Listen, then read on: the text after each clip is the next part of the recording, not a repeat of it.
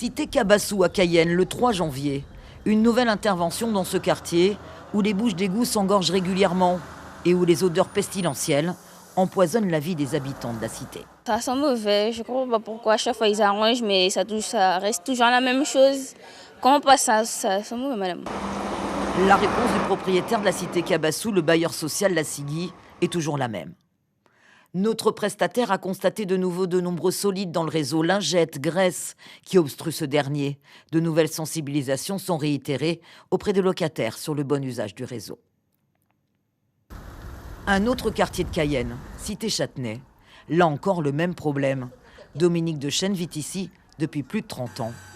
Voilà ce que la famille a vécu il y a quelques jours. C'était vraiment les remontées d'égout, mais vraiment remontées d'égout, excusez-moi l'expression, avec la merde, les papiers, tout.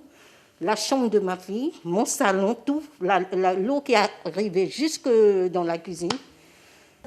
Là encore, tout comme cité Cabassou, ce n'est pas la première fois que les résidents connaissent ce genre de désagrément. Dans un premier temps, on a toujours l'impression que c'est nous qui avons peut-être fait quelque chose pour boucher notre installation. Finalement, toutes les enquêtes qu'on a bien pu mener de manière individuelle chacun là ont toujours mené à la même réponse. C'est-à-dire que là, aujourd'hui, elle vous parle de cette station, mais dans le cadre des démarches que j'ai pu mener moi-même aussi par rapport à ces problèmes constatés, les conclusions terminaient toujours au même endroit.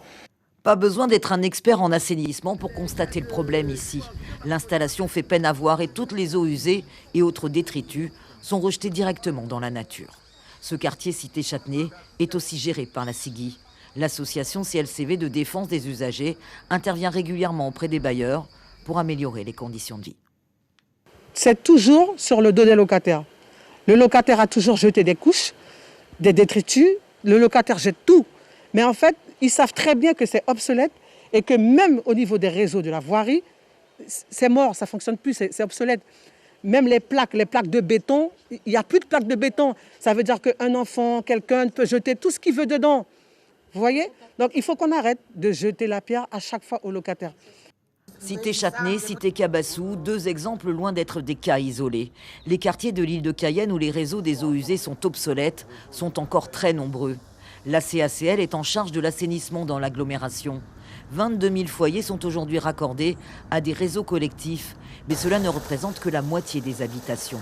Encore plus de 20 000 foyers disposent de réseaux privés où la CACL n'intervient pas. On a une certaine problématique aujourd'hui, c'est qu'on est partagé entre des réseaux anciens qui ont été faits à l'époque où les mairies avaient encore la compétence et qui datent. Certains ont plus de 30 ans, donc ça va être ceux des centres-villes de Cayenne par exemple, Bourg de Matoury, Bourg de Macouria, où on va avoir des besoins en réhabilitation, donc opérations moins financées, et tout le retard infrastructurel en lui-même, où là on a besoin de créer le réseau, donc comme je le disais, plus sur les cités hors centre-ville de Cayenne et le secteur Rémire.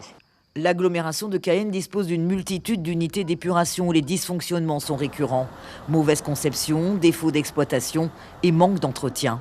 Une enquête menée par l'Office de l'eau auprès des installations privées a révélé des taux de non-conformité de l'ordre de 95%.